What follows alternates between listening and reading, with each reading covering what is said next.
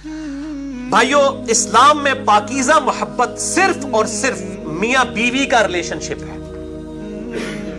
वो निकाह की बाइंडिंग के साथ, निकाह की बाइंडिंग के साथ। इस्लाम में ये मंगेतर का कॉन्सेप्ट इस एतबार से कोई नहीं है कि किसी का रिश्ता तय हुआ है, अभी निकाह नहीं हुआ तो वो फ्री आपस में गपशप शुरू कर दें। और अगर मनकूहा भी हो, निकाह भी हो चुका हो, तब भी वो अलैदगी में नहीं मिल सकते।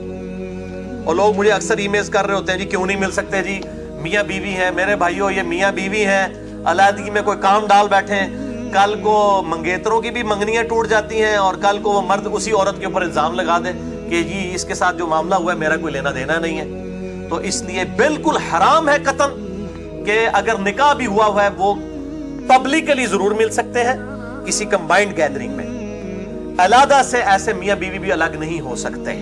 बिल्कुल क्लियर कट मसला है। और मंगेतर वाला तो मामला ही गलत है ना जी, वो तो रिश्ता हुआ ही नहीं है, उसकी तो इस्लाम में कोई हैसियत ही नहीं है। तो ये बड़ा इंपॉर्टेंट है। बाकी अब आप गर्लफ्रेंड और बॉयफ्रेंड वाला मामला, ये तो बिल्कुल ही झूठ है। इसी तरीके से ये पाकीज़ा मोहब्बत का भी एक कॉन्सेप्ट है जी, वो हीर रांझा और जी लैला मजनू और सस्सी पुन्नू और मिर्जा साहिबा, ठीक है ना जी, ये सारे के सारे मेरे भाई, ये सारी किताबी और ये शायरों की बातें, इस्लाम में इसकी कोई हैसियत नहीं है, ना कोई पाकीज़ा मोहब्बत होती है। मर्दों औरत के दरमियान जब वो गैर महरम होंगे तो सेक्स के पॉइंट ऑफ व्यू से सिर्फ और सिर्फ रिश्ता जो है वो मियां बीवी का लॉक है, निकाह की बाइंडिंग के साथ। इसके अलावा किसी चीज की इस्लाम में कोई हैसियत नहीं है। भाइयों, इसी तरीके से ये वैलेंटाइन डे के ऊपर तोहफे तोहफे पेश करना और कहना जी ये पाकीज़ा मोहब्बत है, कोई टच नहीं कर रहे, ये जरा इन लोगों से पूछें कि आपकी बहन के साथ कोई पाकीज़ा इस तरह की मोहब्बत आके करे तो आपको हजम होगी? जो दूसरों की लड़कियों के साथ आप ये मामलात करते हैं, तो ये बिल्कुल बेशर्मी पे मबनी है, इसकी इस्लाम में कोई हैसियत नहीं है। मैंने इसलिए मसला नंबर 106 रिकॉर्ड करवाया है, तकरीबन 30 से 35 मिनट की गुफ्तगू है।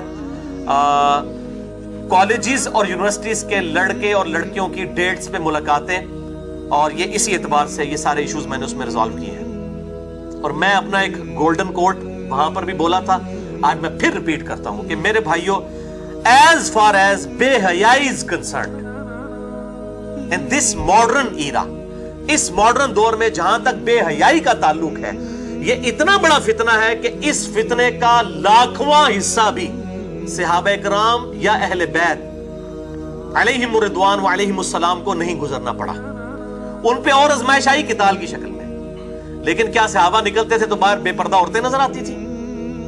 या चौराहों के ऊपर 20 बाई 40 फीट के मोबाइल कंपनियों के बेहुदा औरतों के बैनर्स नजर आते थे?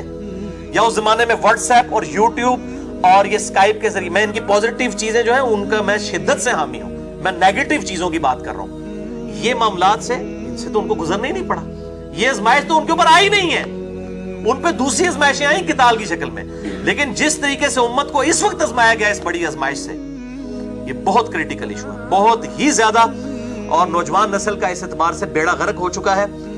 और मैं इसीलिए बात करता हूं कि कुरान हकीम में भी बार बार बेहयाई के हवाले से अल्लाह ताला स्ट्रिक्टली इरशाद फरमाता है।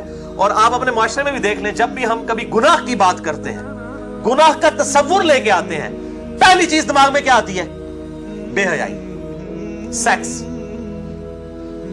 ये नेचुरल चीज है। और अल्लाह ताला ने इसीलिए बड़ा स्ट्रिक्टली सूरत नूर में सारे सोशल इश्यूज डिस्कस किए।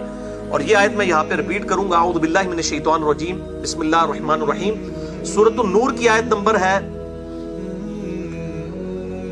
21।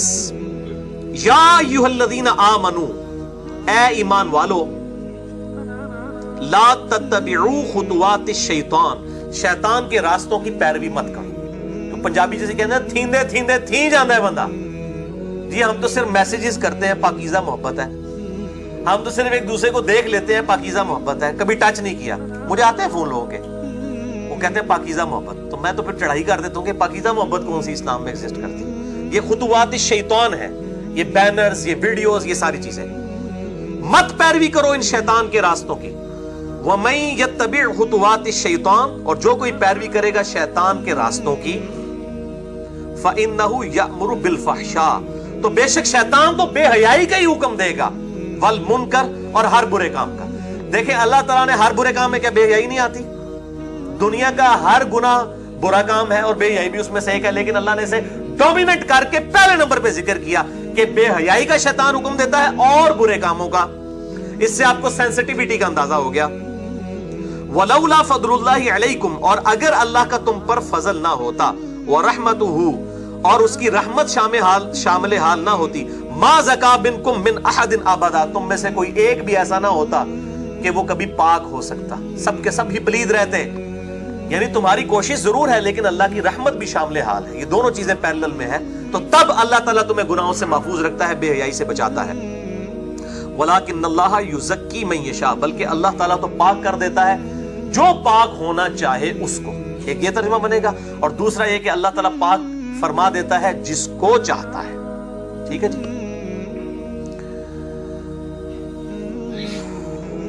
وَلَٰكِنَّ اللَّهَ يُزَكِّي مَن يَشَاءُ وَاللَّهُ سَمِيعٌ عَلِيمٌ، اور اللہ تعالیٰ سننے والا ہے اور علم والا ہے۔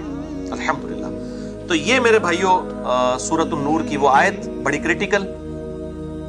تو ہم صرف کوشش کر سکتے، باقی ہدایت اللہ کے ہاتھ میں ہے، اور جو کوشش کرے گا اسی کو ہدایت ملے گی۔ وَالَّذِينَ جَاهَدُوا فِينَا لَنَهْدِيَنَّهُمْ سُبُلَنَا، سورہ العنکبوت کی آخری آیت ہے۔ جو لوگ ہماری راہ میں کوشش کریں گے ان کے لیے ہم اپنی راہیں کھولیں گے۔ یہ ون وے ٹریفک نہیں ہے کہ اللہ تعالیٰ جو ہے وہ کسی کو زبردستی ہدایت تک پہنچائے گا۔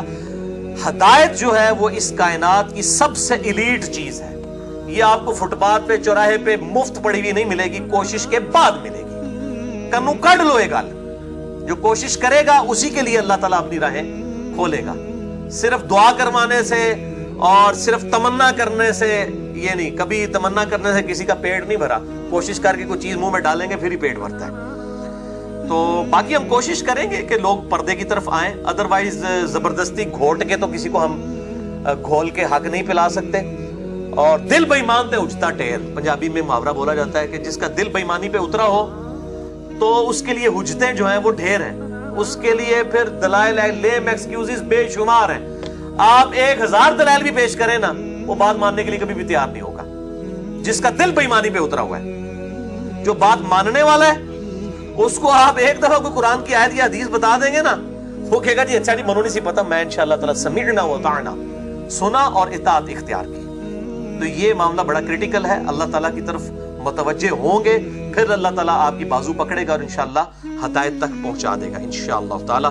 اللہ تعالیٰ ہمیں قرآن و سنت کی تعلیمات کے سامنے سر تسلیم خم کرنے کی توفیق عطا فرمائے۔